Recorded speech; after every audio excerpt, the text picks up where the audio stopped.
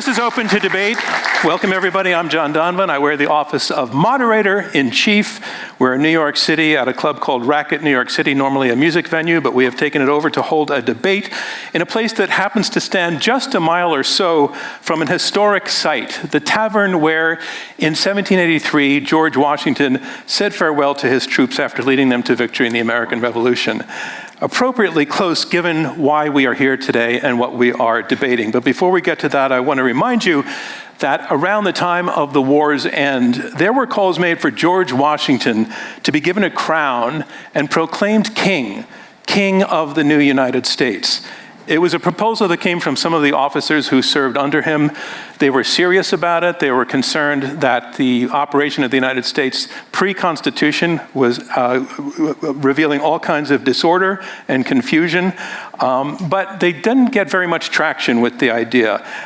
Even though they felt a strong hand was needed to take over, Washington himself was a very, very big no on the whole concept. His words about it were, "Humanity revolts at the idea." This revulsion, it's fair to say, toward one-man rule, one-person rule, towards extreme concentration of power, also guided the drafters of the Constitution, which still governs us today. James Madison wrote in the Federalist paper, "The accumulation of all powers in the same hands may justly be pronounced the very definition of tyranny." And so we have the system that we have. Nobody says that it's perfect, but we've all been taught from a very early age to believe that it's pretty good and far better than the alternative, especially if that alternative is dictatorship. Well, one of our debaters takes issue with that last premise, and his increasing influence in Silicon Valley and in some other policy circles has been growing for some time. He was the subject of a lengthy piece in a New Yorker profile in June of 2025. In July, Elon Musk reportedly consulted with him on the formation of a new political party. He's also been cited admiringly by the current US Vice President, J.D. Vance. His argument of record is that the American system of governance, our republic that we consider to be in many aspects democratic or guided by democratic values, has failed, and that it's time for a form of dictatorship as the best solution for what ails the American body politic. You're about to meet him and to hear his arguments. You'll also meet his opponent, who is raring to tell you all that he thinks is wrong with such thinking. But allow me first to spell out the question which is up for debate. It is this: should the US be ruled by a CEO dictator? Let's meet our debaters. Arguing that the answer to that question should be yes, I want to welcome Curtis Yarvin. Curtis Yarvin is a computer scientist and political philosopher. He's had many blogs over the years, including one under the pseudonym Mencius Moldbug, and most recently his Substack, Gray Mirror. Yarvin has experience as a CEO. He founded a startup called Tlon that developed a software called Urbit, and although he departed that company in 2019, he returned last year. He is here with us now to debate and make his argument. Curtis, welcome to Open to Debate.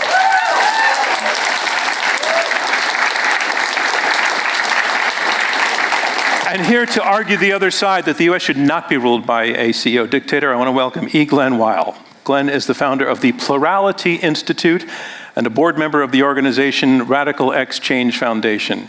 He's been widely recognized for being a pioneer in the field of digital democracy, and he is currently founder and research lead of Microsoft Research Plural Technology Collaboratory, which is aimed at making sure that technologies are a force for diversity and democracy in the world. Glen, welcome to Open to Debate. Thank you. If the two of you could just for a moment come center stage, I just want to do a little bit of stagecraft and ask you to shake hands to get us started. Thank you. It's double-handed. Let's get to our opening statements in our opening round, and this is where each of our debaters has the floor exclusively to himself for a few minutes to explain their position. Curtis, you are up first. You, again, are arguing that the U.S. should be ruled by a CEO dictator. Here's your chance, please, to tell us why. Thank you so much, guys, for being here in this beautiful New York fall evening. So I have a proposal here, which many people would find instinctively anathema, horrifying, strange, exotic, weird. And to me, when I look at the weirdness of this proposal, as perceived by the mind of the ordinary person at this time in the 21st century, I think it's sort of a sign of, in a way, how far away from reality the mass mind of the 21st century is. And I'd like to explain that by simply starting, and this may sound a little bit nerdy, but if you replace government with X, and you say the question is, should X, where X is not X the company, but yes, also X the company, well, where X is any endeavor requiring the cooperation of a large or even small number of people.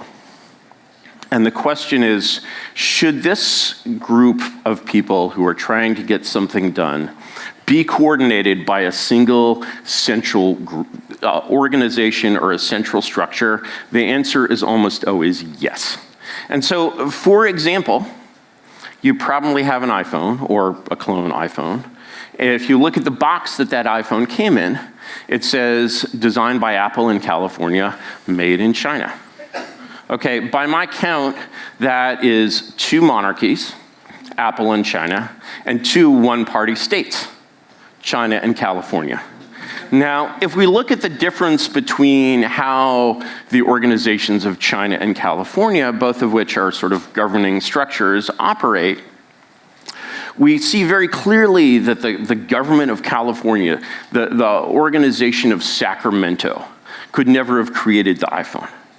Imagine Caltrans, the California Department of Transportation, being asked to create an electric car.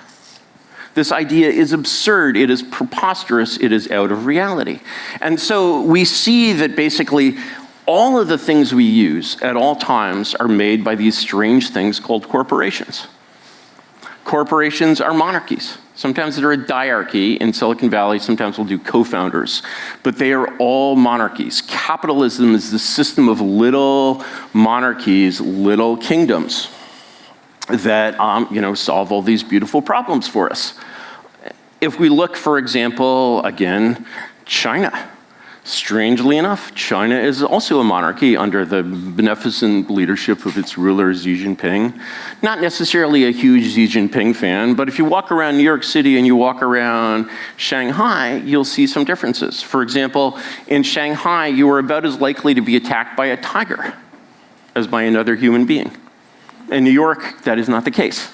And so what we see is that actually across, not only is this the norm for all effective organizational structures. Go to see a movie. It has a director. This is called auteur theory.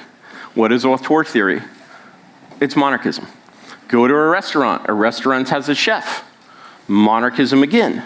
You'll find structures that are oligarchical in nature and collective decision-making structures are very unusual in human history, even in the history of government. Essentially, that monarchy is the norm is completely accepted up until 250 years ago.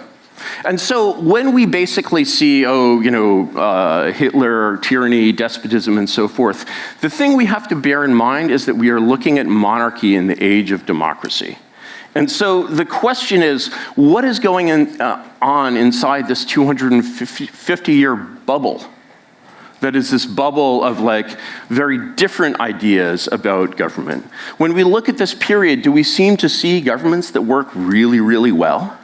Have we found the mystery of that? I really don't think so. Actually, when we look at the technology available to governments today, and we look at what a poor job they do, and then we look at a pre-modern government which had 50th as many as employees per capita, we see actually, no, we don't seem to have discovered something new and more effective here. So how did we even get here? What are we doing here? Because this is not normal. Thank you, Curtis Yarvin. Glen, you are up next. You disagree. You believe the U.S. should not be ruled by a CEO dictator. Your chance to tell us why. Thank you, John. Before we get started, I just want to express my gratitude to Open to Debate for putting together this really important exchange. Yeah, round of applause. And I also have to admit to some trepidation to encountering Mr. Yarvin in person. I've long respected him as being one of the most influential figures of our time intellectually, and responsible as much as anyone for some of the challenges that we're facing. And in the face of that fear, I have to say that the easy approach to confronting someone who has called for most Americans to be put in solitary confinement and for our billionaires to be expropriated would be moral scorn. But I think confronting it in that way would be a disservice to all the people who found his arguments so persuasive. And so instead, I want to meet him on the ground that he stands on, the grounds he just occupied of historical experience. Because as an economist and political scientist, if there's anything that I've learned from study after study, it's how consistently democracies outperform autocracies, both on average and in the stability of the growth that they deliver. And it's been found to be causal. Transitioning to democracy increases income by 20% in the long run. And if we look beyond the average to the extreme cases, it becomes even clearer. Almost all of the miracles of the last century have occurred under relatively democratic systems with all their flaws against the backdrop of general tyranny. Places like Japan and India, Estonia and Ireland, Botswana and Mauritius. And even the exceptions that Mr. Yarvin loves to point to generally prove the rule. Places like Chile, China, and Singapore actually had their greatest success during periods of relative pluralism or as they transitioned towards democracy, while almost all of the greatest disasters of the last 100 years happened under iron dictatorships, places like Eritrea, North Korea, Iran, Afghanistan, and so on. And if we look beyond the narrow field of economics, it becomes even clearer because even for their income levels, democracies dramatically outperform autocracies in extending human life, progressing science, preserving the peace, extending their own stability, protecting the environment, reducing social inequalities, and on and on and on. The past quarter millennium, the only broad and consistent period of improvements in living standards and reduction in violence in human history occurred as democracy spread around the world. Now, Mr. Yarvin will likely blame the failures of dictatorship on a poor choice of CEO or on too many checks on their power.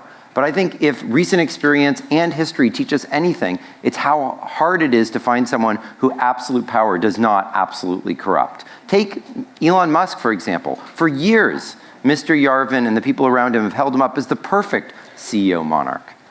And yet, given something like that opportunity earlier this year, he was so mired in personal distractions, amateurism, and administrative chaos that his own agency became something of a murderous clown show.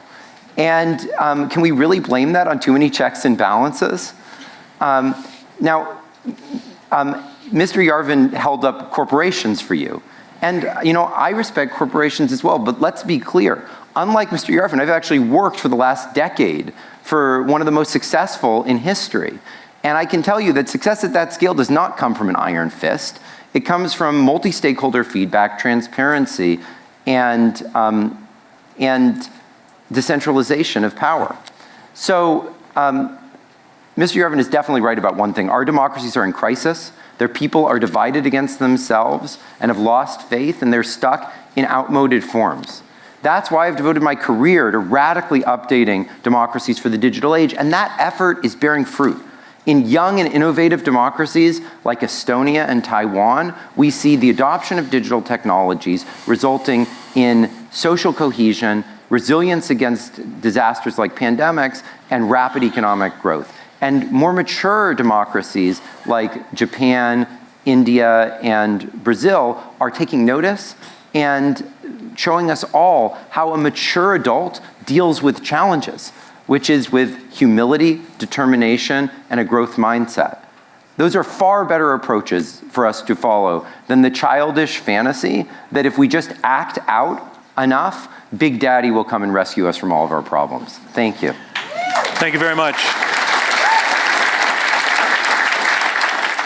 I just want to review what I think I've heard our two debaters say. Curtis Yarvin is arguing that U.S. government is working very, very poorly, that it's doing a poor job of delivering order and prosperity, that the mass mind, as he said, has lost touch with reality. And that reality, as he explains it, is that to get something done, you do need a central figure. He cites corporations that we're all familiar with as examples of where this principle is in operation in ways that benefit society in terms of the products that they deliver that solve problems and also add to prosperity. Glen Weyl agrees that our democracy is in crisis, but he also says that by most metrics and by most examples, historically, democracies outperform autocracies economically and also socially. He says there's been a correlation over the last 250 years between the spread of democracies and human progress. And also he points out that the choice of some individual to have this sort of absolute power is not going to end well because power always corrupts. So we're going to have a discussion. As much as possible, I'd like to segment things into smaller chunks so we can take things piece by piece, so I'm asking for your permission to interrupt you. Wonderful. I also want to tell you our rules are no personal attacks, no relentless repetition of talking points. Please stay on point and please listen to what each other is actually saying, and I will enforce those rules dictatorially. Good to have a strong leader. Yeah, and so the debate is conceded. Curtis, I want to come to you since Glenn was the last person to speak, but you're making a case for corporations as a model of how it works. A lot of people would say that living in a society is not living in a corporation, that it's just a different animal, and that your opponent also made the point that within a corporation he's worked in, that decision-making has often not been the result of a single strong leader. But if you can take that first of all, Glenn has worked at Microsoft, which is what we call a big co. It's not exactly a startup. How much revenue have your efforts returned to Microsoft, Glenn? How much money have you made for them? I think the way... Mr. Moldbug. What a farce. No, please leave. None of this should Leave. be up for Leave. debate. Leave. Leave. Please leave. Leave. Please leave. Please leave. Get out. Get out. Please, you do not represent us. Please leave. We're here to have a civil debate.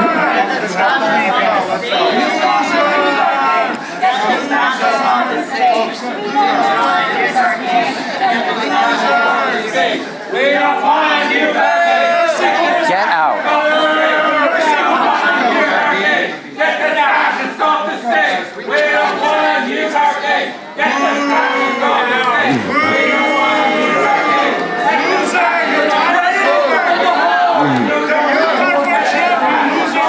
All right. Thank you, security. Thank you. Can you reset the clock a little bit for that? Yeah. How much? We lost about 2.5 minutes, I think. Thank you very much. It's good. It's not. No, I think we learn things. Because that's sort of that's what's left of progressivism in America today, and All right. We don't need to go down that path right now. All right. How much did you make for Microsoft was the question. Yeah, so there's this interesting idea that I learned about when I was a kid called teamwork. And the idea of teamwork is that a bunch of different people play different roles, and that makes it hard to attribute things to individual performance. So your lab is essentially kind of a, not exactly a cash cow for Microsoft. Like you're not under revenue discipline. What's your point, though? My point is that basically Microsoft, at the scale that it's at, actually acts a lot more like a government. It's very unlike the Silicon Valley startup scene that is very competitive that I come from. Okay. Actually, Google has become very similar. It's a company with basically one sort of giant cash cow that is very reminiscent of like a tax flow.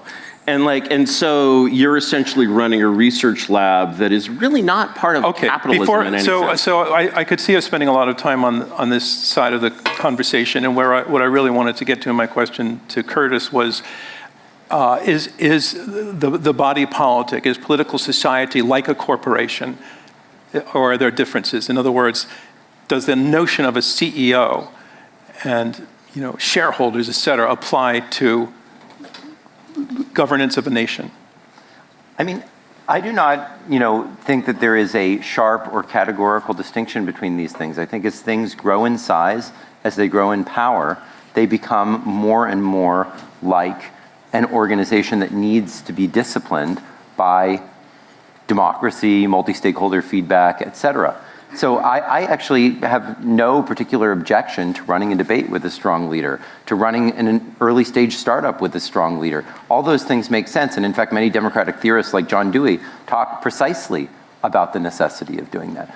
The problem that they have is when something gets very big, when it's very hard for people to leave, when there are very few alternatives, it becomes very problematic to run it as a dictatorship. How do you feel about Franklin Roosevelt? I think there are good and bad things about Franklin Roosevelt. I mean, Franklin Roosevelt did some, things were generally positive contribution. I think he did some things that were really awful, and that the checks on his power that came both from the Supreme Court and from the Republican Party were critical to disciplining some of the worst, though not all of the worst. So the internment of the Japanese that he did was a horrible thing that was not corrected by any of those institutions, and that's a stain on our country. Well, I have a lot of criticisms of FDR, but I think it's hard to deny that this was a single individual running a very, very large organization. And I think that when you look at, there's a saying, essentially Microsoft is a corporation in essentially peacetime mode, and it can become more oligarchical. You sort of consistently confuse democracy with oligarchy, which is something I'd like to get into at a certain point. But, certainly that company was created by actually really two monarchs, Gates and Ballmer. And if you think of Steve Ballmer as having a collegial style, I don't know what to tell you, man. These... Could I respond to that point? Please. Because as you may know, I joined Microsoft at the same time that Satya Nadella became president. And he was known specifically, to become CEO, he was known specifically for having overcome a lot of the challenges that the company faced in the last decade because of exactly those issues. He made a center point of his time there, decentralization and cultural change to make sure that we included everyone. And since that time, Microsoft's value has increased. I don't know if anyone's tracking it. I haven't seen the latest number, something like 20 times. During the previous period, it was declined slightly. So, certainly I'm not saying that means Ballmer wasn't a great leader. He was in many ways. But there are many styles at a company, not all of which are dictatorship, that have had a lot of economic success. Sure, but the thing is, if you compare the way Microsoft works to the way, say, the Department of State works or the Department of Energy works, you'll see that the level of oligarchy, even in a defense contractor, even in a nominally private company, the level of process and bureaucracy, if you compare Microsoft to a startup, Google today to a startup, it's like 10x the process, 10x the bureaucracy.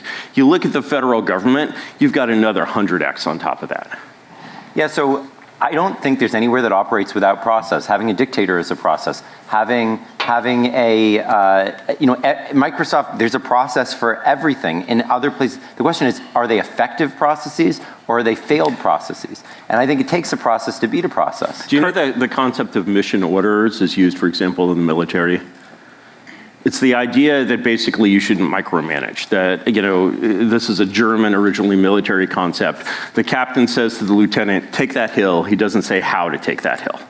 And I think that for people who haven't had direct contact with Washington, the level of distance in not just Washington, but any modern Western government from that basic principle of operation is so far away that you can't even grasp it. This is why it is so inconceivable that the government of California could make an electric car. I actually strongly agree with your point about delegation of authority, decentralization of power, giving people the ability to make decisions on things. That's why I'm a little bit confused by your proposal to put cryptographic locks on every gun of everyone in the military controlled directly by the CEO dictator. How does that give people the ability to achieve their mission without micromanagement? Well, unless their mission is a military coup, Like what? Like this is used in nuclear weapons today. It's called a permissive action link. It was put in place so that, General Jack D. Ripper couldn't launch a nuclear strike on the Soviet Union by himself. And so, I don't think you disagree with the idea that the president is commander-in-chief of the military. Curtis, Again, drawing a distinction between corporation and the and political society. Let me answer that in more detail in a way, because let me get back to your original Well, let me point. put it to you this way. Yes. In a corporation, the people are employees or they're customers. In our system, the people are voters. What do people in this, what would people be socially in terms of their political power or aspirations under CEO dictator? Your plan is that there would be one election in which the president who says, I'm going to run for office, I'm going to be a dictator, you don't get to do anything else for another 4 years. I'm in charge. There won't be any more elections. There won't be any government that doesn't answer to me. There won't be any media that doesn't answer to me.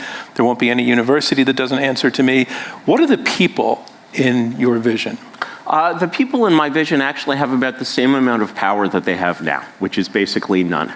So if you look, for example, at the, I think one of the most consequential policies of our democracy is mass immigration. This population has, this policy has never been popular in any country. It is completely top-down driven, and people feel that they have no voice in it, and they're really entirely right. They actually have no voice in it. If you look at basically the way that public opinion works in our democracy, you see this sort of remarkable pattern in which public opinion is not a final cause as people want it to be. So what is their status? Are they employees of the government? They're subjects. They're subjects. This has been basically the principles of the law of nations have been well known for thousands of years. They were only attempted to be revised, in the 18th century. They're subjects. As Charles I said, there's a clean difference between a subject and a sovereign. They're subjects. And the thing about... I get your point that they would be subjects. I just want to take that for your response to that. Change in status that we would all become subjects, unless one of us gets to be the CEO. It's actually the real status. It's just that we're pretending that I hear you on that, but the pretense would end. I just think it's important that we be clear about what it means to be a subject, because in some contexts, you're subject of the King of England. That you have all kinds of rights, Magna Carta, et cetera. Mr. Yarvin has repeatedly said that he believes anyone's wealth should be able to be expropriated if they are a concern to the positions of the regime. Fact check. Is that correct? No. Okay. So you wrote in, I'm happy to quote at length, I have your essay from March where you tried to clarify precisely your perspective about this, but you said that the billionaire's money was just on in a computer somewhere, yes, and that root access should be seized by the sovereign, and that it should be limited until it wasn't any concern for political dissent. That's essentially, yes, of course, sovereignty is absolute. Sovereignty is absolute today. Essentially a court can issue an order saying, you, the billionaire, don't have any money, anymore. You are a subject of that court. The idea that the law rules in some sense is the sort of 17th century British idea that is sort of really completely contrary to political science. Sovereignty is conserved.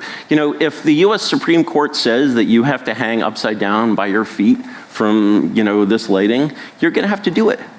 So everyone actually is a subject. I don't think that's the case, but I just want to make clear. Everyone actually is a subject. I want to make clear just a few other aspects, because that's the billionaires. On the other side, he's said that that when this sovereign arrives, that they should round up anyone who's receiving government assistance and put them into solitary confinement with a virtual, simulation of social interaction, so that it can be determined whether they deserve to have. Just again, fact check, as you're the source. Yes. I'm happy to read the quote if you'd like. I have a whole set of quotes on these matters here. You may read your attack quotes if you like. What I would say is essentially. Let me contextualize that, if you will. The way I actually have quite a long context if you want. I don't believe in quoting people out of context, so I've preserved the whole thing, and you should all feel free to go and look it up. We can hear it basically if there's time, but essentially what I'm saying, solitary confinement is a sort of strange way to put this. Well, you're the one who used those words. What I'm saying, no, I didn't mean solitary. You literally used the word solitary. I meant that for actual prisoners. No, what I meant is that basically there's. Go ahead. Do you want to? Yeah, no. You did not use it for actual prisoners. You actually used it precisely. Let's go ahead. I'm very happy to read this for you. So he says, A large number of residents are effectively dependents of the state. For example, those who receive housing subsidies. These people need to be reprocessed to determine whether they can be members of a productive society. Establish relocation centers with a high degree of personal discipline. Modern technology can realize the ideal of 19th century penological reformers, universal solitary confinement. In the 21st century, adequate social interaction may be delivered electronically. Individualized cells. Okay, I'm going to stop because there's a lot there. All right. So, yes. So specifically. May you make very clear that it's not criminals? You said entire slums should be rounded up and put into this. The proper way to basically, let's contextualize this for a moment. So basically, you go around the world and you see a lot of people living in, extremely inhumane conditions. You don't disagree with that? I would agree with that. You would agree with that, right. And so the question of how a technological society can basically take these people and provide what is essentially a decent and human way of living is really, open to question, because our society has really not solved that. Is that correct? For 6 billion people. So when we say, okay, how do human beings live historically? Just to be clear, this was your advocating for the United States and anyone receiving housing subsidies, So this is there's so many different kinds of people in the United States. But also, you do talk in some of your writings about what should be done with third world people. You talk about Gaza and the notion that all aid should be cut off. So that's another example of how. So you might let's address this question of what you're going to do with people who are have essentially zero economic value to the rest of humanity. You agree that there's a lot of zero marginal product human beings? No. In the world? No. You don't? No. You don't agree with the idea of zero marginal product? I do not think that there are many zero marginal product people out there. I think there may be people put in social circumstances that make it harder for them to contribute productively to society. But what should happen? Let's say they're there. What are you saying should happen to them? So you've got,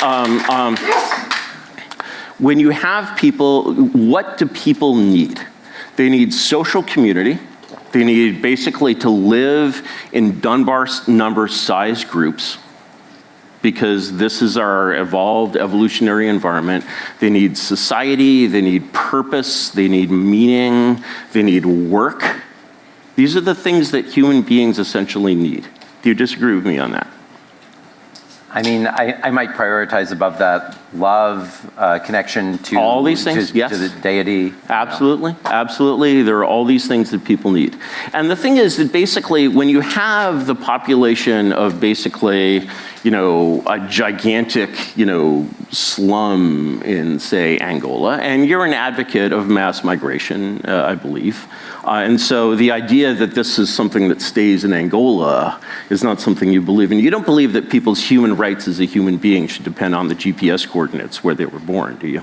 Well, the first thing I would say is I don't think this has anything to do with whether the U.S. should be ruled by a CEO dictator. Can you answer the question? Do you believe that your human rights as a human being should depend on the GPS coordinates where you were born?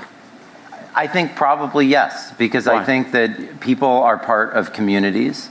And people. That's not. This is. Can you circle this directly to our? What I'm saying is that this problem is worldwide. The problem of what to do with the slums of Kinshasa is worldwide. I don't see our present oligarchy solving this problem. All right. I just think it has to do with the role of the United States. I think you've reached an impasse on that point, or you're doing this. But let me bring this to you from the same article that your opponent is referring to. I found a phrase that I found interesting, and it leads to a question. You were talking about what happens in that first week after the monarch king is elected, and I'm quoting, "Ideally, within a week, every law enforcement officer in America is wearing a red armband to show that he follows the new president's direct, unconditional command." To me, that implies the expectation that there would be resistance from the public to this agenda. We've seen the resistance. Do you anticipate? Yeah, good point. Do you anticipate a smooth transition?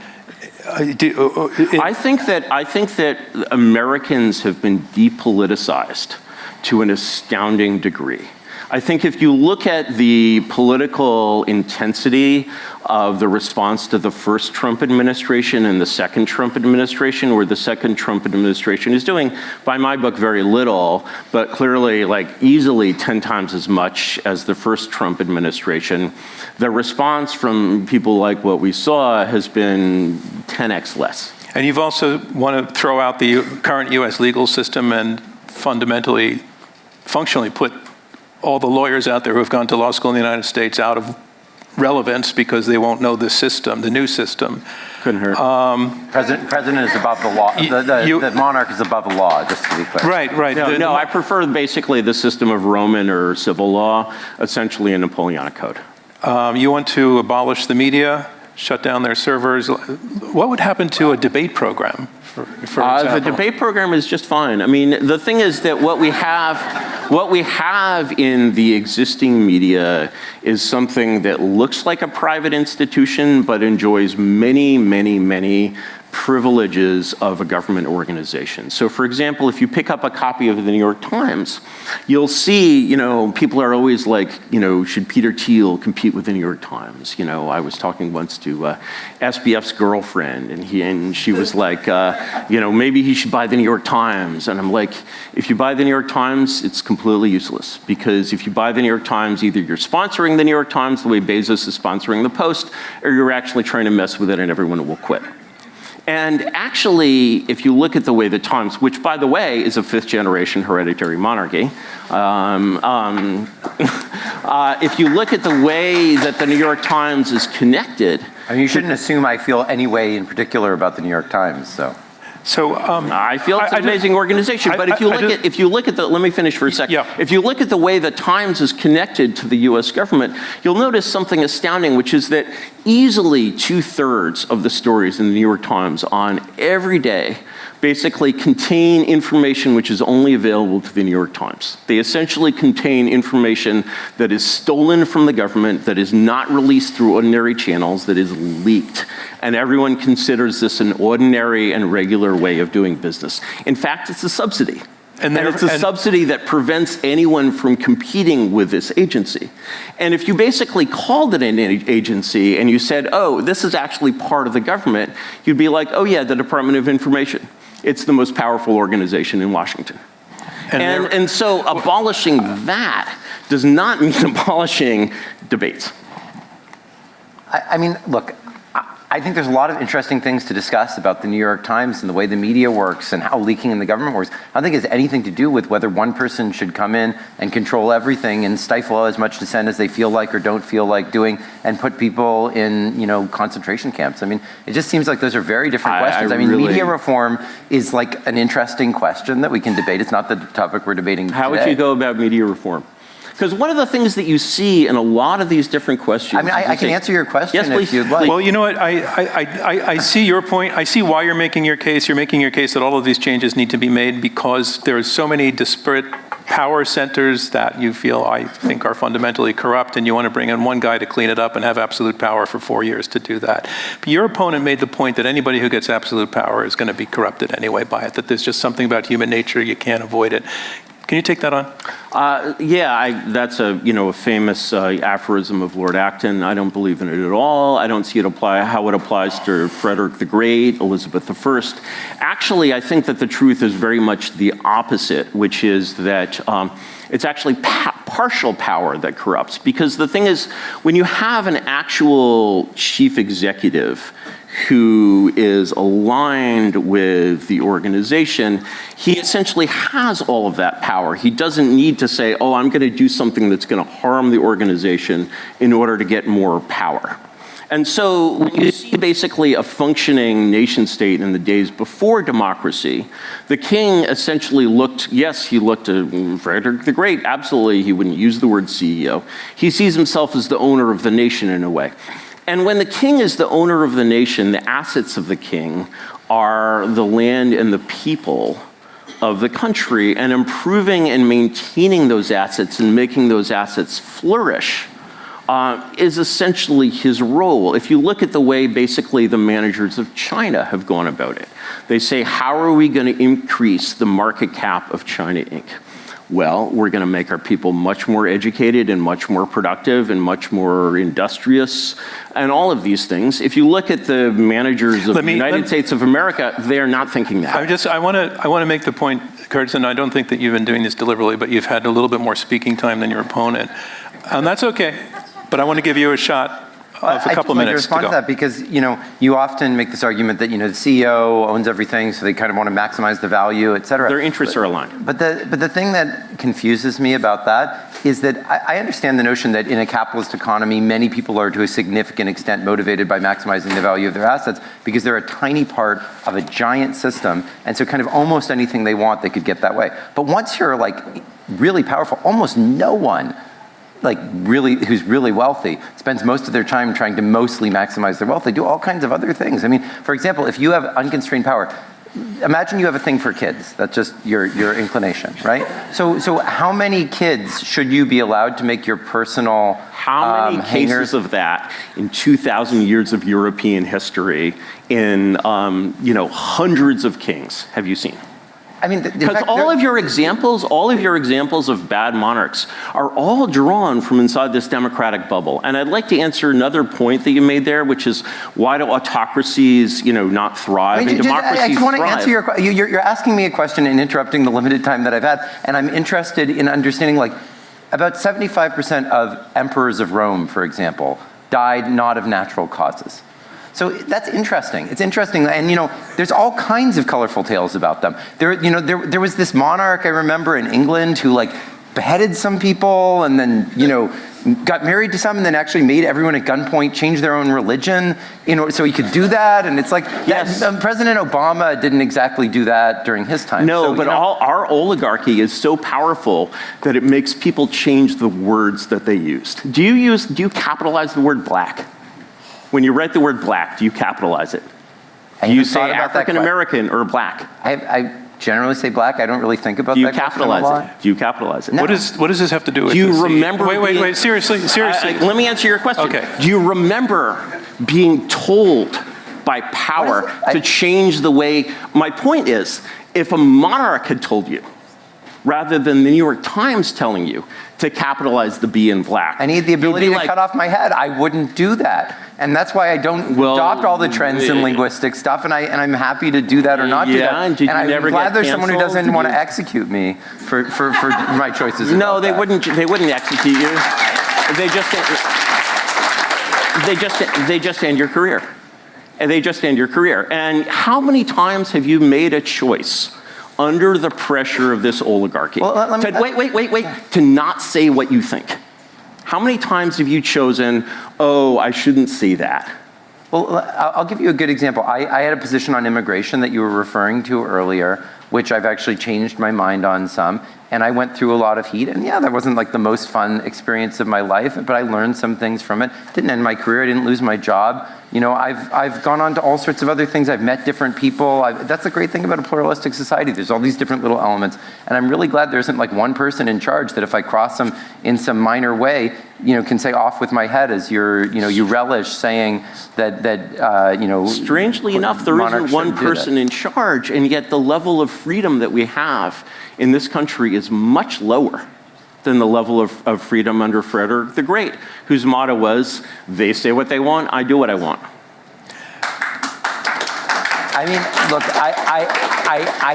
I don't know about making comparisons to periods that were massively before we had any digital technology, et cetera. Why does digital technology change? Very complicated. Why does digital industrial technology? That? Because it changes what can be monitored by a monarch. It totally changes what's observable. Curtis, the statement we often hear, nobody should be above the law, the president should not be above the law. Mm-hmm. Your take on that? So when you basically say, when Charles I acknowledged that he was not above the law, he was shortly to lose his head. And if you essentially look at pre-Anglo-American jurisprudence, you very clearly see what's called the royal prerogative in English history, which Carl Schmitt called the exception. And the exception essentially says that if the king is not above the law is above the king. And the law does not rule. Law cannot rule. People rule. And what you said when you said, okay, the law is above the king, you said, no, you're actually saying these judges are above the king. And you're creating a situation that classical political science called imperium and in imperio, namely the conflicting rule. You've created an instability, and that instability is going to lead to the victory of one side or another, or in this case, civil war. What you're calling instability, I believe you used the phrase in the beginning, checks and balances. I would call it even adaptability. Look, there's a hypothesis. It's very interesting that Mr. Yarvin puts forward often that, you kind of carve things up, you have absolute dictators over everything, and then there's no violence. And we've tried this. I mean, there's historical experience with this. In the 19th century, there was Metternich, and he did all this balance of power, and et cetera. And just like, it's very, very clear that we've had massive, massive reduction in death since that period. I mean, is it like... That's right. That's because... from violence of that deaths kind. and violence in the 20th century were the highest ever. And I know you blame that on your enemies. Even taking into account all of those things, there were first of all, there's massive technology that enabled more extermination. But you attributed many things to technology, but still, even putting that aside, still massively fewer violent deaths in the 20th century than in the 20th century. World War I, World War II. What? You compare that to the cabinet wars of the 18th century? Compare the 18th century to the 20th century? You're telling me? Certainly after, the end of World War II. After the end of the most democratic period in history. Well, conquering the entire world will do that. Conquering the entire world basically gives you world peace. I thought we had a rival during much of the 20th century. Well, we had the Soviet Union, which was, in a way, part of our empire and was certainly part of our alliance that conquered the world in 1945. That's an interesting interpretation. That we were allied with the Soviet Union? That's an interesting interpretation. That we were allied with the Soviet Union after 1945? No, I didn't say after 1945. I said in 1945. And so essentially, our relationship with the Soviet Union was not like a relationship with Nazi Germany. The Soviet Union didn't actually try to invade. We're again exploring different threads, and let me make the very no. I'm sorry. We need to take a break because of time. It's now time to take some questions from the audience. And if you remember, I had mentioned our protocols for asking questions. Thanks for bringing up the lights. I see somebody in the very far back row. I'm looking at you. If you could stand up, and we'd appreciate it if you would tell us your name and come out to the aisle so that the mic can be held in front of you, but not placed in your hand. Hi, my name is Connor. I think that we have an interesting kind of case study today for Mr. Yarvin's ideas in Bukele's El Salvador.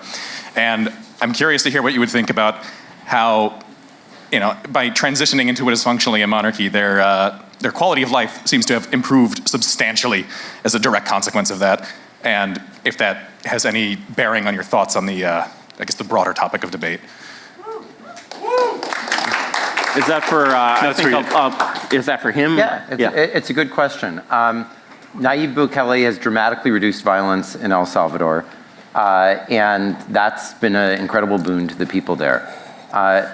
Exactly how that happened and in what way and for what reason is something that our understanding of is evolving a lot. There has been a lot of evidence coming out that the U.S. intelligence services believe that he made a deal with many of the gangs there, and what that ended up implying and what the people got.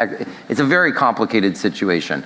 I think that Bukele is not anywhere near the kind of iron dictator that Mr. Yarvin is advocating. And I think there are certainly examples of countries that at least temporarily have had improvements in conditions through having a dictator. It's very rare.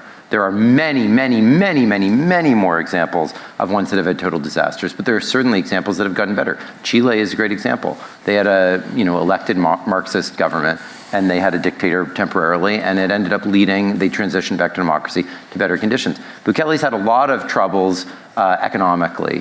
So I think it's a mixed story. I don't think one has to believe that every case has ever been bad in order to think that on average and in the distribution, democratic systems dramatically outperform. Which is your argument, on the whole, okay. Yeah. I'd like to let you respond, Curtis. I think what's remarkable about Bukele is basically how little resistance he's experienced from the US government. Because I think that, when you basically cherry pick your examples of monarchies from the last 250 years, you're basically dealing with these autocracies are all enemies of the United States and Great Britain.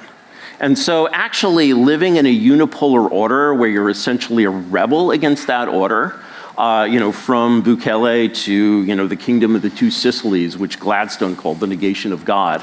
I think what's remarkable about Bukele is that he's basically thumbed his nose at the United States. And that's worked, and that's allowed him to be an effective dictator. Another great example of that, of course, is Kagame in Rwanda, who we've allowed to govern the country out of sheer guilt from permitting that genocide. And again, I think the record shows that when you remove this factor of the US trying to destroy these evil autocracies in its global democratic jihad, they actually do quite well. And I think that that's the factor that explains the poor performance of autocracies since Waterloo. Another question? Well, I just want to, can I respond? Please. To that? Yes. Well, I get the next because question lined up. I think there are many dictatorships that were actually sponsored and in many cases put in power by the United States that had equally disastrous outcomes in Central America, in South America. My wife actually happens to be an expert on these things. So I think there are definitely dictatorships that are maybe even worse that the US opposed, and because on the average, I think US takes the right side in conflicts on average, but not always, but more often than not. Give me an example. I'm gonna move on because of the sake of questions. The Contras. If you could stand up and tell us your name, please. Thanks. Pooja Olhaver. Mr. Yarvin, is there any part of the Bill of Rights that you think is worth preserving? Is there any part of the Bill of Rights that I think is worth preserving? I think the Bill of Rights is a very good set of principles for good governance in a lot of different ways. I think that essentially, unfortunately, we're in a world where the judiciary and the legislative are essentially at war against the executive principle, and unfortunately, the way that that's been interpreted is kind of sort of all or nothing in an increasing way. And so, I don't know if you mean, for example, the kind of the 14th Amendment incorporation of the Bill of Rights to the states, would you include that? I think that the whole situation of essentially trusting the courts to be apolitical actors is completely over. As Justice Sotomayor said, appeals courts are where policy is set. These are the most undemocratic elements of our society, and that's the way our government works now. So your answer is no? My answer is the whole system of rule of law is an anachronism. So it's not just the Bill of Rights, but the entirety of law that should be Yes, I think abolished. that actually the idea of law, because our judiciary has become so completely politicized, they have called the entire question of the rule of law into question. Final thought on this point? No, I mean, look, I think I'm glad that he's clear about what he believes. Okay, I just want to say, I want to say one thing. That question was fantastic in that it was like one sentence and it got us to a really interesting place. That's the model for how to do this. So thank you so much for doing it that way. Right in the center there. The mic's going to come to you if you could stand up. My name is Don. Question to both of you. Could you be a little louder, please? A question to both of you. My name is Don. Do we live in a democracy or an autocracy?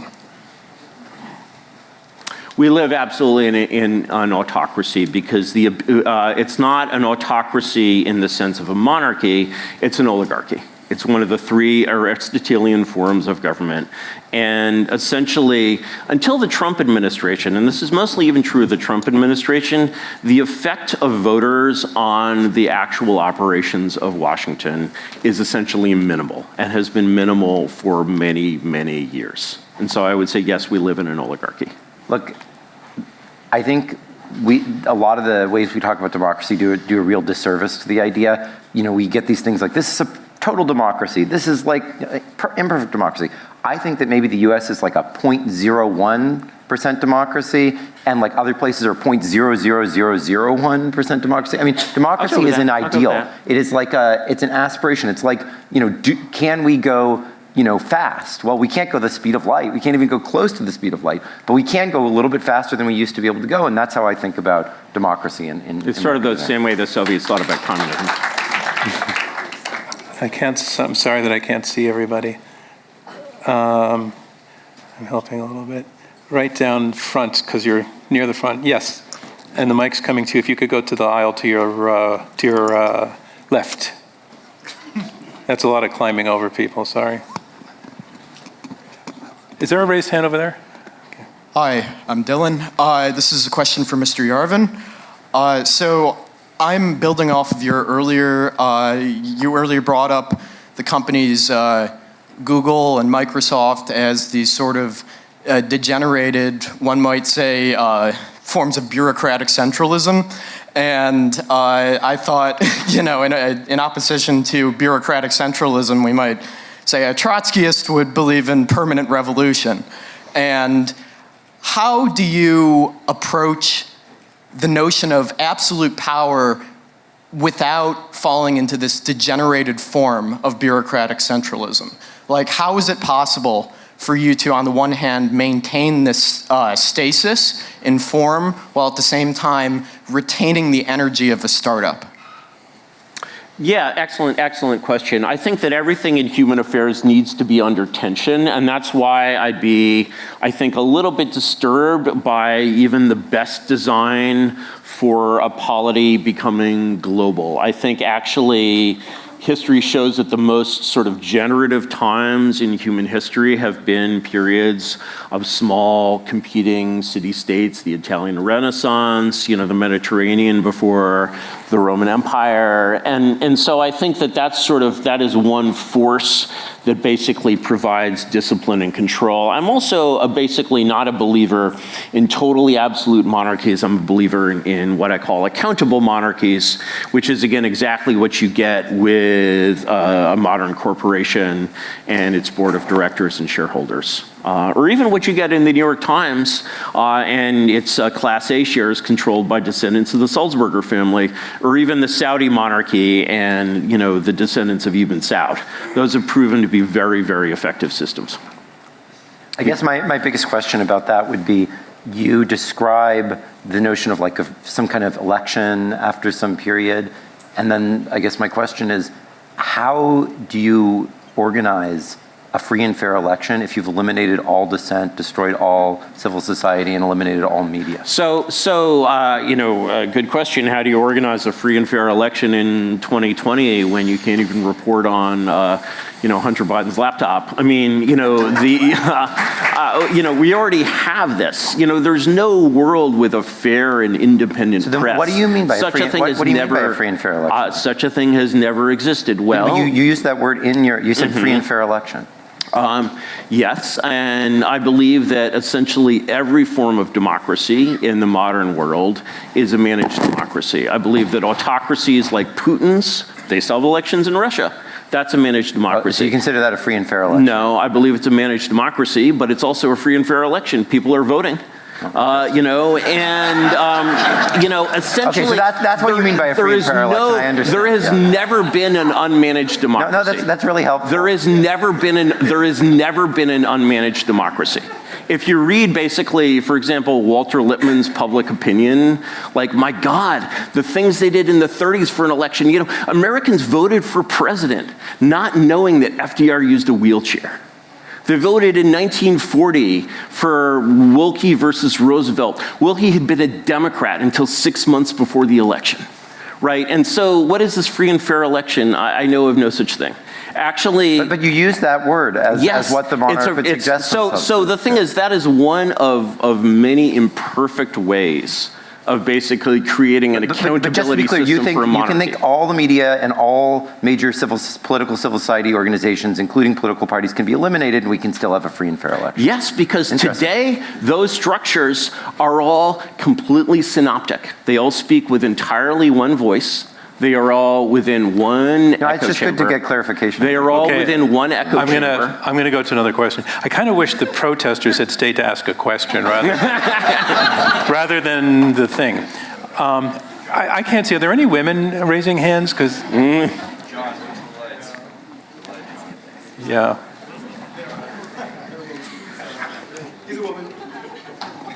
Yes, yeah, challenging question these days.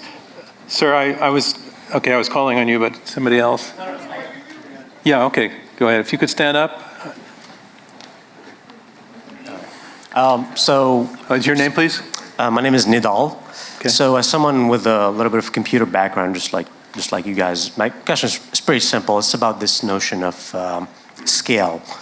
So for you, do you think there is... You're pointing to Curtis? Yeah. Okay. Do you think there is any like number or scale at which dictatorship would work? Like, can we have a galactic dictator residing over like 10 trillion people? And for the other side, do you think there's some notion of scale at which dictatorship will work? For example, so we get the question mark, and that's a good question, actually. I don't think there's any level at which hierarchical organizations fail to scale. When we look at Apple, what's it, 60,000 employees, 80,000 employees, Microsoft, similar, Google, similar, Elon Musk and his various corporations probably has 50, 100,000 employees. That's more than enough to govern the world. That's more than enough to govern the world, right? We have a lot more people in government today, but that's because our governments are so terrible and inefficient. If you look at the ratios of civil service employees to, people governed, the best ratios are probably under the Indian Raj. The Indian civil service governed hundreds of millions of people with like 3,000 Englishmen, something like that. So yeah, actually, I believe these systems don't, have any trouble in scaling. So you got the opposite question. Is there a scale on the opposite end? I don't know, commune, something like that, where somebody could have sole authority over the decisions? I mean, look, I have no problem at small scales with organizations that have strong and narrow leadership, because there's a lot of opportunity to leave. Now, if you have absolute control over those people, that becomes slavery. And I don't believe in that. I don't believe in having one person be able to cut off the heads of anyone, in some organization that they're in. But if they have a limited scope where they're allowed to manage the production of something or whatever, absolutely. Who enforces those limits? Law. Law, and who law? Law, and how does that work? It means that people have a general understanding of a set of moral principles this is what Oliver Wendell Holmes wrote about the common law. The common law, which is the opposite of the civil law, and I think is one of the things that's made the US such a successful polity, as well as the UK, is based on the principle of what a jury would say, more or less. It's like, what is the common understanding of something? And yeah, the judges play a role, but juries are, I think, ultimately more important. Have you ever been on a jury? Yes. I have twice, actually. It was a crazy experience. Have you ever been involved in a lawsuit, a legal proceeding, anything like that? Once, yeah. Was your experience that you had a very efficient and effective legal system? I don't think the question is one of efficiency. I think it's a reasonable. I think it's quite a reasonable question. Does the system work well? I think it works a heck of a lot better than most other systems that have ever been used on that scale to address problems like that. The Napoleonic Code, or the inquisitorial system. How do you feel about the there's massive evidence that common law systems outperform in pretty much every metric of economic outcomes on average civil law systems. There's a huge literature in economics about that. Curtis, and your opponent mentioned slavery, and this reminds me that one of the things that is said about your viewpoint is that you, and I just want to get this corrected for the record if it needs correction, that you favorably cite Aristotle, that the relationship between master and slave is a natural human relationship. So do you know the etymology of the word family? It comes from the Latin famulus, meaning slave. Actually, we use the word emancipation, which comes from Roman law, for separating a minor from its parent, because actually the relationship between parent and minor is literally the same thing. If your 15-year-old runs away, the Fugitive Child Patrol will basically track him down and return him to you. And so, we have this arbitrary division at 18 years of age where we say, oh, this kind of relationship is no longer acceptable. But do you feel you're sufficiently reading the room when you make this case? I have no interest in reading the room. Okay. None.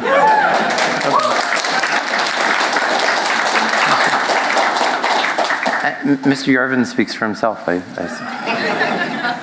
Right here. I think this is going to be our last question.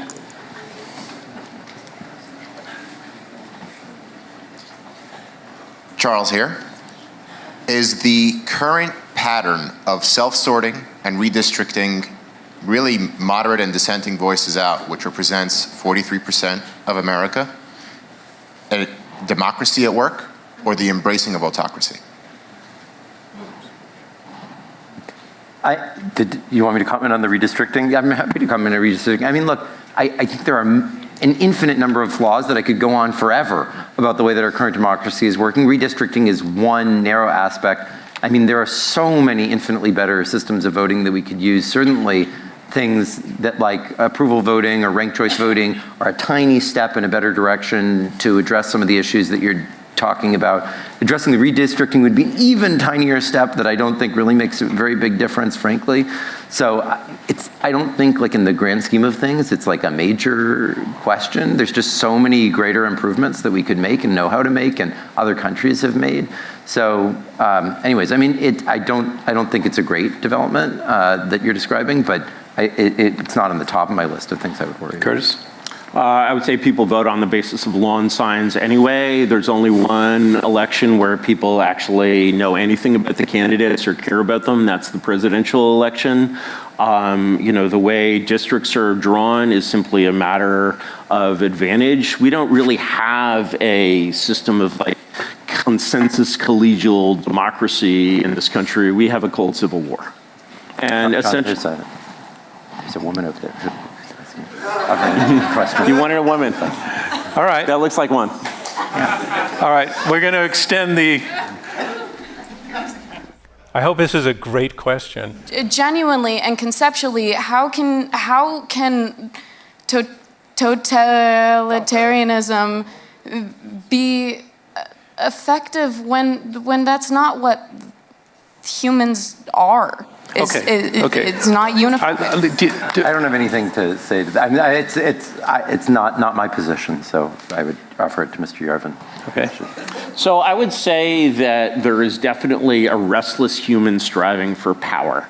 People want to matter, they want to be powerful, they want to be relevant, and we generally explain, democracy as saying, oh, this desire for power leads to good government. I don't believe any of that. I would say that the sort of human for striving for power is almost it's a relic of kind of Stone Age process. And what we see is that striving is fed by a lot of essentially pornographic things that convince people that they matter in relationship to Washington, whereas in fact they actually don't. Do you want to comment? I mean, I would say that the time when striving for power that I've seen has led to the most destruction and chaos has been the hundreds of years of monarchy in which there were extended civil wars and fights over transitions of power, as opposed to the extended periods of, I mean, every study that you have shows that the average gap between civil violence over control of power under democracies is like an order of magnitude greater yes, than under because your autocracies. democracies are the Anglo-American Empire. Okay, one more. No, San Marino has been a stable democracy for more than 1,500 years. It was the earliest democracy. The Helvetican Confederation that became Switzerland is another. I mean, it's not true that it was just under Anglo-American Empire. Almost every case of extended regimes has been under some kind of democratic. Okay, one more question. Civil You're violence. standing with the mic already. Can you tell us your name, please? Hi, my name is Mia Winther Tamaki. This is a question for you, Glenn. What do you think of network states as an experiment for the tech CEOs as dictators? Okay, what did you say, network states? Yeah. Network states. Yeah, Balaji Srinivasan's idea that basically groups of people should form online, you break off and like try and experiment in different ways of living. Look, I love the idea of experiments in new ways of living. I really dislike the notion that you're going to get a bunch of people who are going to just completely agree on everything, go off to somewhere, and disconnect themselves from the rest of the world. So like, you know, the idea of a network, the network state idea the name is really contradictory, because the whole concept of a network was that people are connected in complex ways. They don't just like go off into some feudal thing and separate themselves from the rest of the world. They're a part of a network. That is the meaning of a network. The whole idea of the internet was that we don't just have these like feudal things. We have all these complex connections. And so like, yeah, I believe in network societies that have experiments going on and are connected to everything else. I don't believe in people like going off and like separating themselves from everyone else and running themselves like some kind of a thief. Okay, everybody, thank you for your questions. We're going to move to our closing round. And our closing, we can do one of those. Yeah. In our closing round, each of our debaters once again stands up and makes an argument uninterrupted by appealing directly to you. And Curtis, you're up first with your closing. And again, reminding everybody, our question is, should the U.S. be ruled by CEO, dictator? Your closing, please. Thank you, everyone. I'm trying to sort of go through the points here that I think have been sort of we've poorly descended into. I think the most important point is essentially, I think that when Glenn sort of kind of comes back to his studies and his like results over the last 200 years and so forth, I would say he's not thinking very scientifically, because he's essentially looking at history through this massive fisheye lens where he sort of wants to essentially destroy all evidence before 1750 or so, and he says, oh, because they didn't have the internet and antibiotics and computers, we can sort of forget about anything they learned in this period of time. And I'm like, no, actually, because they had to run a government without the internet or computers or phones, actually, we can see how impressive their results were. And there's an example of this that I like to sort of give in terms of the fall of the Roman Republic, because I think that we've sort of heard this consensus idea out there that the fall of the Roman Republic was because, you know, authoritarians took over. You know, actually, the fall of the Roman Republic was because the military system of the Roman Republic was much, much more effective than the civilian system. And the way Rome really found that out was that not even Caesar, it appointed this guy called Pompey to basically extirpate the pirates from the Mediterranean, which was like ending the drug gangs in Mexico. And they were like, we have failed to do this with the Roman civil system. Let's do it in the military way. Top-down command, without any computers or guns or cell phones or whatever. As soon as they adopted the monarchical way of doing things, Pompey clears the Mediterranean of pirates in 3 months. It's very, very similar to Bukele in El Salvador. Here's a thing that basically people said couldn't be done, and it was just done. And people are like, wait a second, we need a new system of government. And that's what created the Roman Empire. And I think that if that hadn't happened, Rome would have been destroyed by the Gauls, probably in about 50 BC. Thank you, Curtis. And Glenn, the last word is yours. 217 minutes ago, we came forth upon this stage to debate whether government of the people, by the people, and for the people deserves to perish from this earth. The fact that we have to do that now is as clear of a mark as any of the crisis facing our republic. Because however extreme or even nihilistic you may find Mr. Yarvin's views, mark my words, he is no more a fringe figure in today's America than I am. He has the ear of the vice president and of the world's wealthiest man.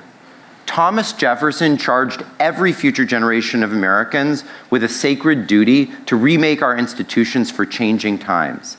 And if we forget what we love about our way of life and default on that sacred trust, then we richly deserve the future that Mr. Yarvin promises us.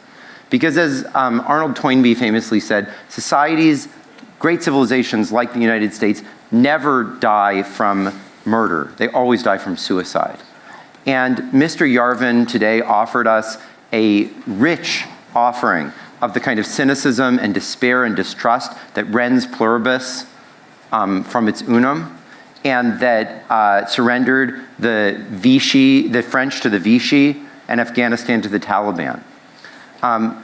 But the American spirit has never surrendered to any of the enemies that Mr. Yarvin would have had us surrender to.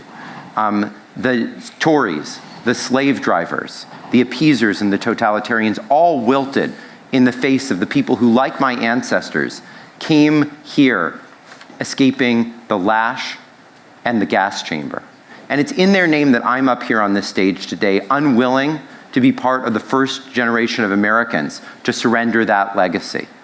Instead, tired as I am, I'm here to rebuild our republic so that my two daughters sitting at home watching this debate on the very ground where their mother's ancestors fought and died to see off our last monarch can grow up with the courage and the pride in their heritage to spit in the eye of anyone who demands that they kneel before their master. Thank you.